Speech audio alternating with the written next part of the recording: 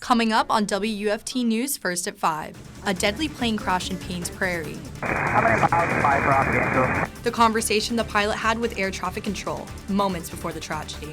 And the gloomy weather is here to stay. I'm tracking when the sun will return in your full forecast. Plus, bipartisanship helps the U.S. avoid a government shutdown. Nice to see us working together.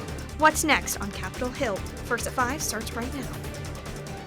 First at 5, from the University of Florida's College of Journalism and Communications, you're watching WUFT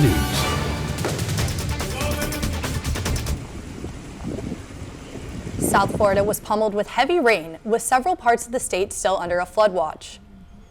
Those heavy downpours leaving behind slick roads. Marion County Fire Rescue responding to a number of car accidents. Some drivers had to be rescued from their vehicles. And the cloudy skies continue today with some rain across north central Florida this morning and more rain in store for later this evening. Welcome to WUFT News First at 5. I'm Charlize Ramos. And I'm Kennedy Mason. Thanks for joining us. We're taking you right to team coverage now with the impact of yesterday's storms. WUFT's Reighan Sheppard will bring us an update on the deadly plane crash in Paynes Prairie. But first, let's go to WUFT forecaster Derrah, who joins us now. Derrah, it looks like we have some more wet weather in store. Charlize, we do have more wet weather in store this evening. Right now, we're not looking at anything heavy, just some steady downpours.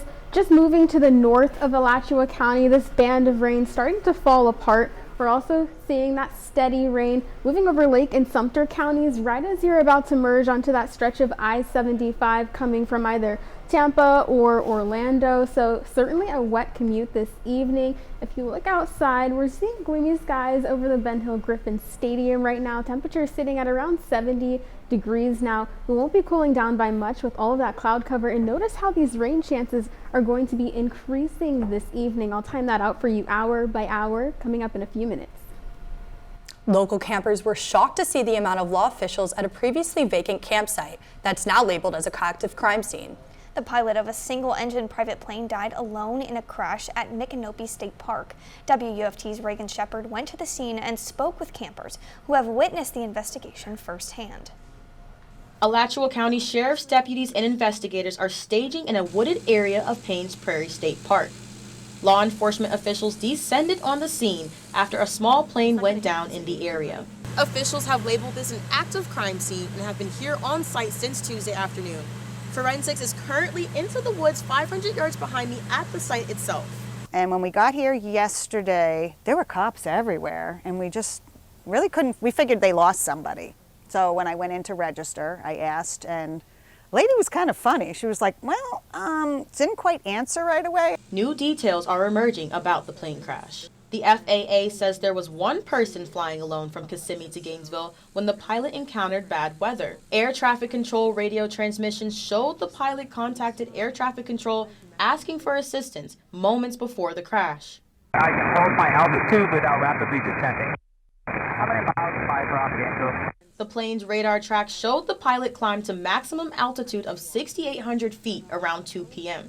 According to the plane's radar, the plane crashed at about 300 miles per hour. Reighan Sheppard, WUFT News.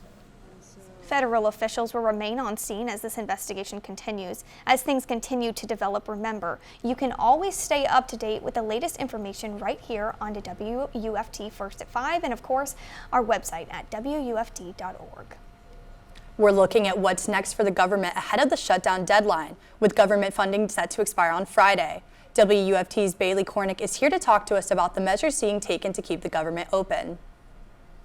The House passed Speaker Mike Johnson's two-step continuing resolution plan in a 336-95 vote. Republican leaders brought the resolution to the floor under suspension of the rules, meaning that it needed a two-thirds vote of the chamber to pass. Democrats were expected to support the bill since the CR does not cut spending. House lawmakers passed Speaker Mike Johnson's stopgap bill on Tuesday to avert a government shutdown, likely punting the GOP's spending fight until after the holidays. On this vote, the yeas are 336, the nays are 95. Two-thirds being in the affirmative, the rules are suspended. The bill is passed, and without objection, the motion to reconsider is laid on the table. It extends funding for some government agencies through mid-January and others through early February. The bill now makes its way to the Senate, which is expected to send it to President Joe Biden's desk by Friday night. The deadline to fund the government is 12:01 a.m. Saturday. We hope it'll pass the Senate. It gives us until January and February to get the job done, so that's what we hope to be able to accomplish.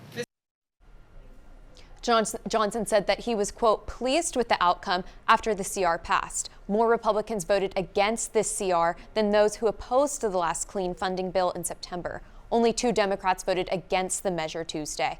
Live in the newsroom, Bailey Korinek, WUFT News. Ocala fire rescue crews are investigating the cause of a structure fire at Deer Run Apartments. Firefighters responded to a single-story building fire at around 3 this morning. Crews say the fire started in one of the back apartments. The resident who lives in the apartments told fire crews that there were oxygen tanks inside. When the fire crews entered, the oxygen tanks exploded, leading them to fight the fire outside. No injuries have been reported. A pair of shoplifters are on the run after trying to steal from 2 different Walmart locations in Marion County. Surveillance video captured a man and a woman leaving the stores with nearly $1,000 in merchandise. This all happened with days of each other in late October. Marion County sheriffs say the man was seen wearing a black graphic, attempted to steal over $900 in merchandise. Deputies also say a woman ran out of another Walmart with $800 worth of items. If you happen to recognize these people, contact Crime Stoppers at Marion County. County commissioners could soon see the limits that they serve their time in office. That's thanks to a new proposed bill. WUFT's Bianca Smith is live in the studio with how this will impact our local counties. The proposed law will limit county commissioners to 2 4-year terms. I called several of our local counties to see how they stacked up against the proposed bill. In Marion, Levy, and Alachua counties, commissioners are currently able to run for terms back-to-back. But this new legislative bill would change that. Under proposals filed in both the Florida House and the Senate, county commissioners would have to leave office after 2 4-year terms and wait 2 years before they could run again. Currently in the state's constitution, county commissioners have 4-year terms, but there is no limit on how many times they can run consecutively. State Senator Blaine Ignolia, who covers part of the Citrus County, is the sponsor of the bill and says that he wants to stop people from just maintaining power and thwarting innovation. Just continues the wheels turning, looking for new and dynamic people to solve some of these public policy problems. State Senator Agalia also says that he thinks that people staying in office for too long is one of the reasons why some problems haven't been solved yet. The state lawmakers, governor, and cabinet members all have 8-year term limits. Just this year, the legislature approved the 8-year term limit on the school board members. The 2024 session will begin in January. Reporting in the studio, Bianca Smith, WUFT News. Alachua County commissioners are buying a motel in Gainesville as part of a housing project for the homeless. A proposal to buy the Scottish Inn for almost $1.8 million passed unanimously yesterday. County officials say that they plan to make the motel into 31 permanent units to provide housing for the homeless. Rent would be 30% of a tenant's income. More and more, the focus is getting people into housing, not temporary shelters, but affordable, permanent, supportive housing. The building remains as the county waits for state funds. The change is estimated to be completed by 2025. Coming up on WUFT News First at 5, a senior choir is making noise in Central Florida. Take a trip with me down to the villages to see and hear their inspiring story. All that and more when First at 5 returns. Don't go anywhere.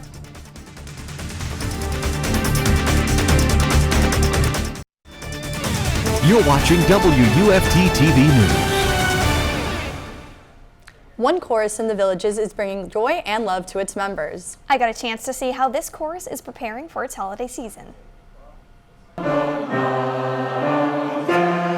It's the Village Voices Chorus. Maybe I'm prejudiced, but I think it's the best chorus in the villages. The Villages, a place for retirees that's now meeting its choral greatness.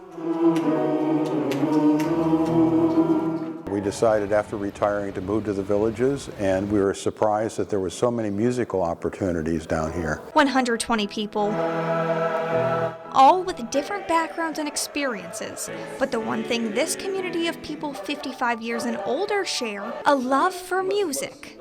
I actually have a master's in music education. Some performed as a profession. I was in the Navy band for in Washington, out of Washington for 11 years. Music was just a hobby for others. Well, my background in music is pretty limited. I sang in high school choruses. This group of retired villagers meets every Friday morning at North Lake Presbyterian Church from 9 a.m. to noon.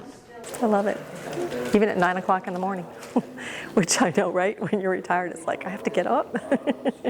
The chorus is filled with longtime friends. My wife and I both became members in 2016. And some new ones, too. I just joined the choir. Roxy Jacobson is the newest addition to this talented bunch of performers. It feeds my soul. I can't not sing. She moved from California to the Villages about a year ago, leaving her respiratory therapist job behind to retire. I told my husband if we were going to move here, I didn't know what else I was going to do, but I had to sing. And that's exactly what she did. Ready on to the slide. It's what she's always done. I've always sung in church choirs, elementary school choruses, high school, concert choir, college. Sang in the California State Honor Choir. Notes united Roxy with her husband.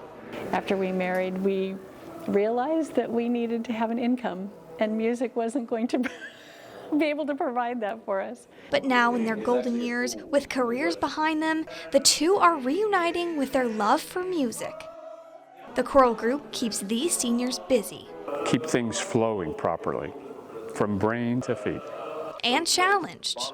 Having that challenge, even as a retired citizen, it's important.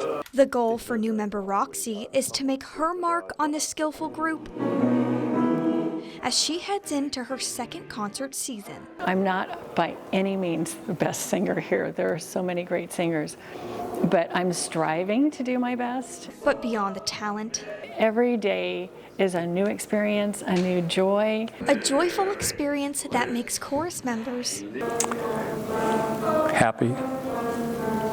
This choir brings holiday cheer for all to hear. Kennedy Mason, WUFT News. The Village Voices Chorus has 4 more rehearsals before they make their Christmas concert on December 14th. Derrah? Tomorrow is our highest chance to see the rain. I'll track that out for you, and I'll let you know when all of this rain will stop on the other side of the break. You're watching WUFT-TV News. A stray droplet on the camera lens there over McIntosh. We're seeing those gloomy skies everywhere. We have widespread showers right now, and that coverage is going to increase as we head into the overnight hours. A band that was stronger moving just north of Alachua County earlier, now it's beginning to fall apart. We're also seeing a little bit more heavy of a downpour right over Jacksonville right now, but that also is starting to weaken. Some steady rain coming over Lake and Sumter counties, especially along that stretch as you try to merge onto I-75. So it's definitely going to be a wet commute home this evening. Let's talk about that timing though. We're going to see more scattered showers as we head into the overnight hours tonight, and then that's going to translate into tomorrow. So widespread rain tonight and tomorrow. Wind speeds right now around 10 miles per hour out of the east, and that's leading to some coastal hazards. We have a coastal flood advisory in effect until Friday, and there's also a flood warning for the St. Johns River near Astor that expires Friday as well. Now overnight, we won't be cooling down by much. Upper 60s as we have all of that cloud cover and moisture just lingering in the air. And then tomorrow,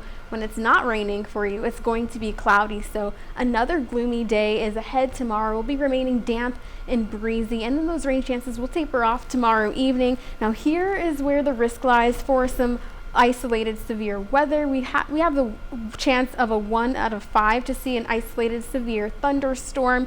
So just keep that in mind. Tomorrow's not going to be the best day for any outdoor plans, and through Friday, we could be racking up pockets of about a ½ inch of rain inland, and then to the southeast along the coast, we're looking at closer to maybe even 4 inches of rain. Here's that low pressure system continue to push deeper inland, and then we'll see another low form that National Hurricane Center has flagged as a low chance of developing into a tropical system, but that's something we'll definitely continue to keep our eye on. That cold front should come out though and sweep all of that energy out to sea. So we have 2 systems that we're monitoring in the tropic. This is a broad area of disorganized shower storms, and we are watching that to produce some mudslides and maybe even some heavy rains for parts of Central America and the Caribbean. This area though, while it might not turn into anything tropical, it's definitely going to be producing some gusty rains and heavy rainfall for the Florida Keys and even parts of the Bahamas. So over the next couple of days, we'll just have to get through those high rain chances, and then we'll have that cold front come through, knocking temperatures in the upper 60s next week. Coming up, we'll tell you everything you missed from the Gators men's basketball game last night, what the Gators head coach had to say about his team, and more after the break.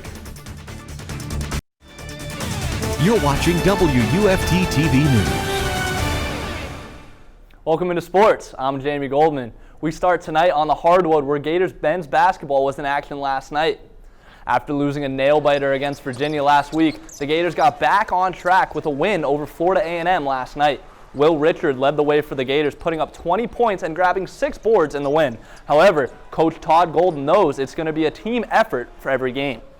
No, I think it's the thing about this team that's going to determine how good we can be is just continuing to understand that it's probably going to be somebody else every night, you know, depending upon who we're going up against and what they're trying to take away. You know, tonight was Will's night. He played really well, you know, took advantage of his opportunities, made his free throws.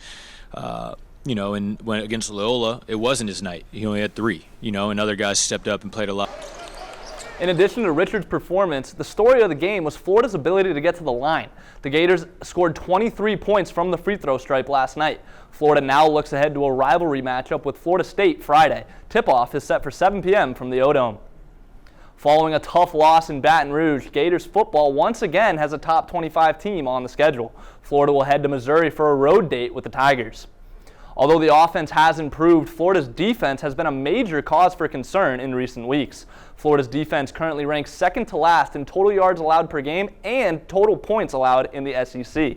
The Gators are also last in the SEC in run defense, allowing 195 yards per game on the ground. This could be a recipe for disaster for Florida, as Missouri has one of the best rushing attacks in the SEC. The Tigers running back Cody Schrager leads the SEC in total rushing yards this season. Kickoff between Missouri and Florida is set for Saturday night, 7:30. The high school football playoffs are heating up, and the Buchholz Bobcats are looking to keep their undefeated season alive. Buchholz took care of business in their first-round matchup, beating the Mosley Dolphins by a score of 59-0. Now the Bobcats look ahead to a semifinal clash with Ponte Vedra on Friday. With a win, Buchholz would face the winner of Niceville and Bartram Trail for the regional championship in Class 4S next week. Kickoff between Buchholz and Ponte Vedra is set for Friday night at 7:30. The latest college football rankings released yesterday, and there is a new number 1 in college football. The Georgia Bulldogs have taken over the top spot after their convincing 52-17 win over Ole Miss. Right behind Georgia is Ohio State, Michigan, and Florida State. And on the outside looking in are the Washington Huskies, who have a huge matchup this weekend as they hit the road to face number 10 Oregon State. One final note before we go, Gators softball's exhibition game against College of Central Florida unfortunately had to be canceled due to inclement weather. You know, that is unfortunate, but I'm going to try to get out to one of those games one day. Yeah, me too, but it's definitely been bad weather. I've had to bring my rain jacket in every day to the station. We're going to have one last check on the weather before we go. Yes, well, thankfully, tomorrow will be our last wet day for a couple of days.